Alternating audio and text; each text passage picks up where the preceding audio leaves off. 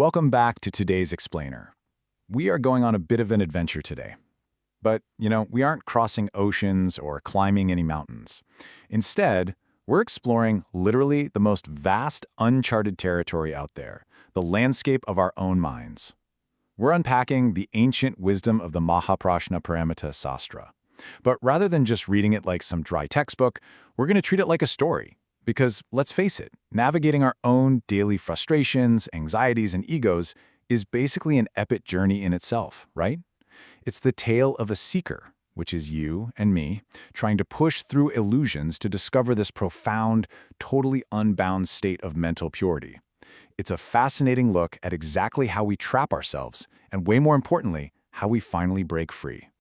Our story actually starts with a super grounded, universally relatable moment. In the text, a disciple named Subhuti asks the Buddha a really striking question. He basically asks, hey, does accumulating verbal karma, like just speaking recklessly, result in the grave sin of destroying the Dharma? And the Dharma, of course, is the ultimate truth or the fundamental nature of reality. Just think about that for a second.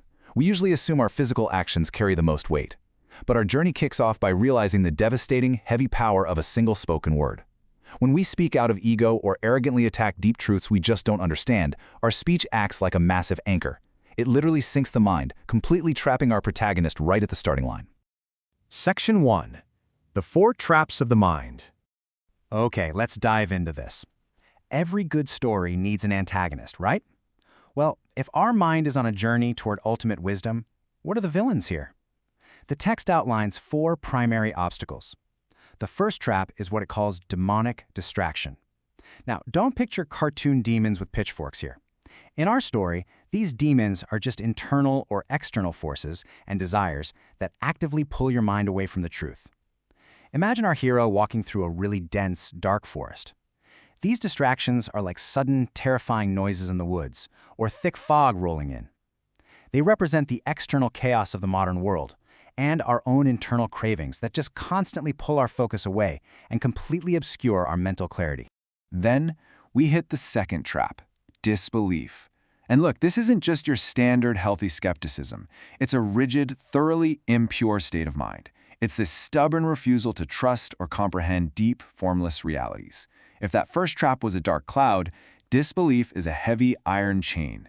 When our seeker encounters concepts that are just too vast or too deep, like ultimate emptiness, disbelief completely shackles them.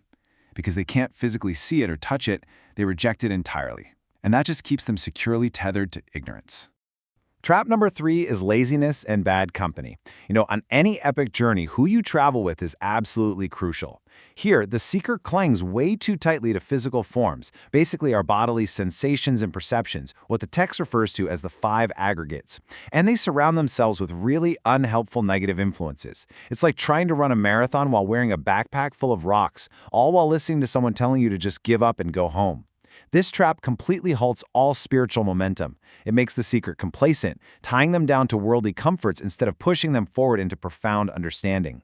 And finally, we run into the 4th, and honestly the most formidable obstacle on our path, arrogance and anger. This happens when the seeker exalts themselves, belittles everybody else, and builds these massive, rigid walls of ego. You know the vibe. I'm smart, you're foolish. Anger and a bloated ego create the ultimate impenetrable barrier. When someone is trapped in arrogance, their cup is already totally full. They literally cannot receive true wisdom because they are so fiercely busy defending their own self-importance. So, here we are. We've met the villains, we see the traps clearly, but it begs a massive question. Why is this deep wisdom so incredibly hard to grasp in the first place? Why do we fall for these traps over and over again? This right here is the philosophical climax of our journey. And the answer the text gives? It's a complete plot twist that changes everything our hero thought they knew. Well, get ready, because here is the grand revelation of the Sastra. We constantly think in binaries, right? We think we are bound by the 3 poisons of greed, anger, and ignorance, and so we have to fight tooth and nail to become liberated through the gates of liberation. But the text reveals a massive core secret. Our forms, our feelings, our very existence have no inherent nature. Because everything is ultimately empty of a fixed, permanent self. Neither binding nor liberation actually exists. It's all an illusion. It's exactly like waking up from a nightmare where you were being chased by a monster. You don't actually need to turn around and defeat the monster. You just realized the dream itself wasn't real. You literally cannot be tied up if the rope doesn't exist, and you can't be liberated if there was no prison to begin with. Section 2. The causal chain of ultimate purity.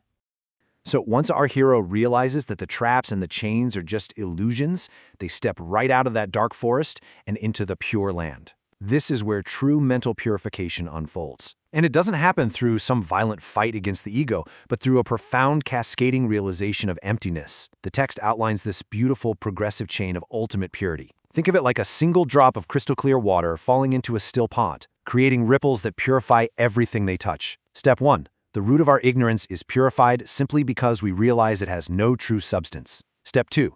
Because ignorance is cleared out, our mental formations and consciousness are naturally purified.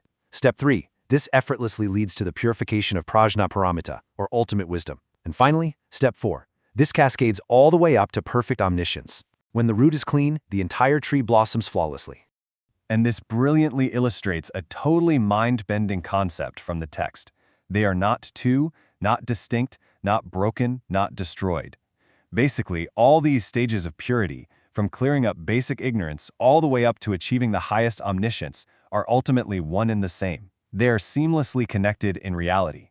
You aren't jumping from one separate box to another.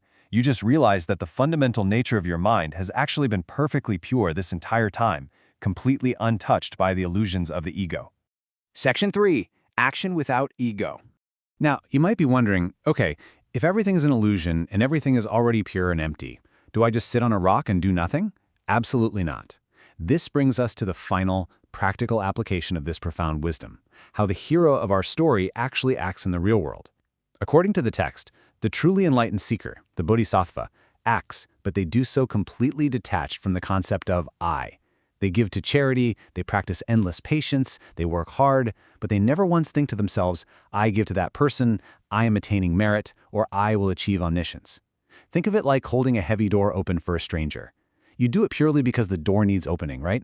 You don't do it because you need them to turn around and shower you with praise for being such a good person. The action happens perfectly, but the self-congratulating ego is completely absent. There is giving, but no giver and no receiver. So the big takeaway here is that understanding ultimate emptiness does not mean nihilism. It doesn't mean doing nothing. Rather, it means doing everything with a pure, unbound, and selfless mind. This is that crucial shift from internal realization to external action. Ultimate emptiness actually clears the way for profound, boundless compassion. Because you are entirely free from the heavy anchor of the self, free from worrying about how you look, what you're going to get out of it, or desperately protecting your fragile ego, you can finally act in a way that is purely for the benefit of the world around you. We've traveled through the traps of the mind, we've dismantled the illusions of binding and liberation, and we've finally arrived at the pure land of selfless action. So I want to leave you with this final thought to ponder. If you stripped the I from your good deeds today, what kind of ultimate purity would your actions reveal? How much lighter would your daily journey actually be? Thank you so much for joining me on this incredible exploration into the mind. Catch you next time.